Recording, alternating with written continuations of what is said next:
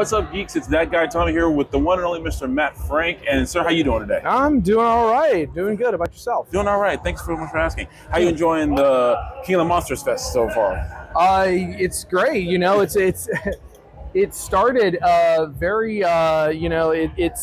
It's because of my hometown, San Antonio. Okay, and awesome. And I was just like, yeah, I'll do a little. I love doing little kaiju events here, and as my manager / partner says, San Antonio shows up for Matt. So I was that's very gratifying. You know, I try not to overstay my welcome, but but it's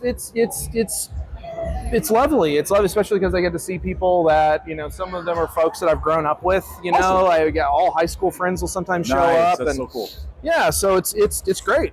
Yeah, fantastic. So going to your amazing career, what's it been like to be part of the franchise? You know, even in comic book form, because comic books are still huge. You know, as a medium for fans and everyone. What's it like to be part of it in that way? I mean, it's so funny because it's kind of exactly what I wanted to do. When I was younger, because I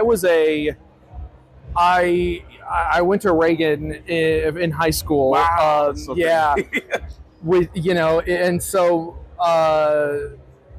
just make sure I line up my thoughts. So when I was in high school is when I kind of realized I wanted to be a comic book artist. My parents weren't super thrilled about that, but it's all good though. So they but they knew that like I wanted to do comics, and so I'm sitting here kind of trying to explain it to them. Right. But I also loved Godzilla, but at the time I didn't know how to reconcile those two things, because I had some Godzilla comics that I grew up reading, which are some of my biggest inspirations growing up, and some Godzilla manga. So I was like, I would love to do both of these things somehow. But my attitude at the time was, Japan has some of the greatest artists in the world. Right. Why would they ask some white kid from Texas to do Godzilla comics? And then eventually I got to do it when IDW got the license in 2010, 2011. Yeah. And it's been pretty cool being a part of that. It just sounds like that's like, I always like to get that call to like, it's like, hey, we'd like you to do this. It sounded a lot like me going to. Well, I already knew some of the folks from IDW because I worked with them on some Transformers gigs. Oh, yeah. Oh, you know what? Yes, I've seen some of your Transformers too as well. That's right. Thank you. Yeah. That was kind of where I started, and it was literally like, I do love Transformers, but it was also kind of strategic because I was like, you know what? I need to kind of get on the ground floor of some stuff. I need to start a relationship with a company. And I know IDW has a Transformers license. I knew at the time they were taking submissions. So I submitted some work. So I did a little bit of work with them. And so they knew me. And then when they got the license to do Godzilla, I frantically emailed the editor because I knew he was involved. Yeah. You remember what a big Godzilla fan I am, right? Yeah.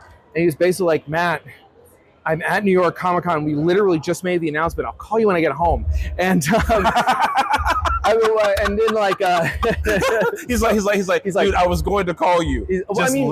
No, yeah, that's how it actually shook out. He later, like a week later, he emailed me and he was like, oh, so we want to do this promotional cover thing where we want to have stores being crushed by Godzilla. If they order like so many copies of the first issue, we want to draw Godzilla crushing their store. And so I did that. Yeah.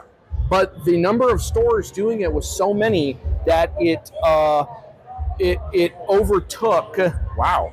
Like I wasn't able to do them all. Like, so I did the foot illustration, and then I was gonna like swap out each store, draw each store, and then I was like, I can't do all of these. Yeah. So I had to get a team together. Wow. And became like a project manager where I was like distributing stuff, and because I was like, we gotta nail this.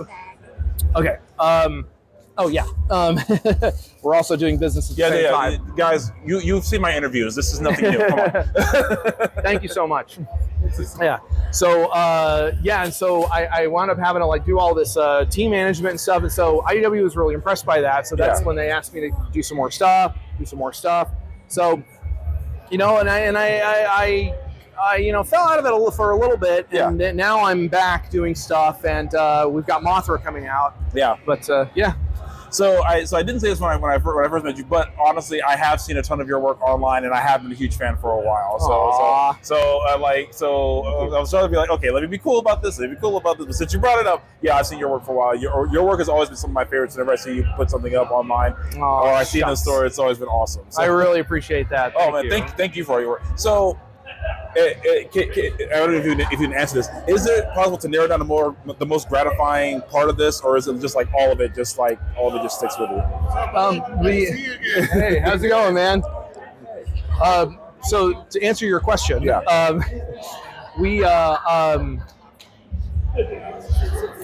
one sec. Okay, that's all good. Gratifying part of this. So it changes. Like it changes depending on what my mood is, right. whether or not my ADHD has been a stranglehold for that day, or whatever. And sometimes a project will just fire on all cylinders, right. And it'll all come together super well. Those are usually the most gratifying. Right now, as I said, I'm doing Mothra, the Mothra Queen of the Monsters. Yeah, right. Comes out in March. Yes. Pre-order now, beat the rush. Check it out. And that one, it's one of those. It's kind of a double-edged sword because, on the one hand, I love working with Sophie. She's the writer. Sophie Campbell is an amazing creative force in comics. She's done Ninja Turtles. She's done Gem and the Holograms, and it's just tremendous. And she and I work really well together. We're really good friends. We've been friends for a while before the project even came up. Right. And the editing team, the editors have been really cool, and everybody's been really cool. Yeah. Then I have to make the thing, and I'm loving it. I'm loving how each page is coming out. Yeah. Each page is coming out really satisfactorily. But I'm also coloring the whole thing with Copic markers and paint pens. And I'm just like, oh my God, I'm killing myself doing this. And again, they're really satisfying, but it's like it's just a labor involved. Right. But it's in a way, it's good that I'm doing it like this because now I know not to do it anymore. I'm just kidding.